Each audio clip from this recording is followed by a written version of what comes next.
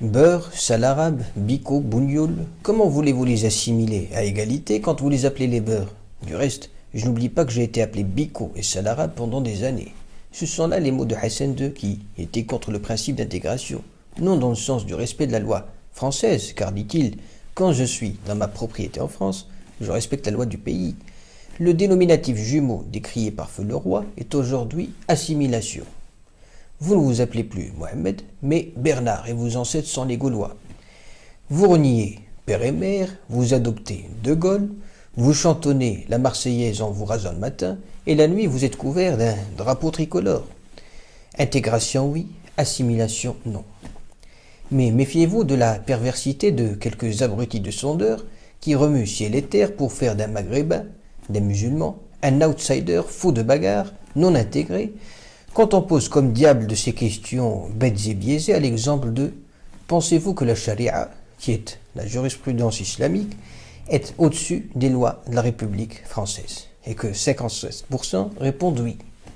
Prenez un chrétien, un vrai, pas un chrétien qui confond Jésus et Papa Noël, un juif, un vrai au fait des enseignements de Talmud, et demandez-lui s'il met les lois de la République, qui sont par définition des lois profanes, au-dessus de la règle de Dieu. Je vous vois amusé. Il est temps de procéder à un nettoyage au Karcher de l'inconscient collectif poubelle, ce trash-bin d'une habitude politico-médiatique qui assimile l'arabo-musulman à un bougnoul, un bico, tueur massacreur de la langue de Molière, au discours décousu, et de finir par association d'esprits malsains, par imposer à une communauté de 6 millions de musulmans un chalgoumi qui colle à l'idée qu'il se fait de l'arabo-musulman. Ras-le-bol. Quant à Eric Ramadan, à cheval sur la religion musulmane, aligné des idées claires et construites, certains préféraient n'y rien comprendre et crier au double discours. Avec Chalgoumi, on ne piche que dalle, mais on est ravi. Elle est belle la démocratie.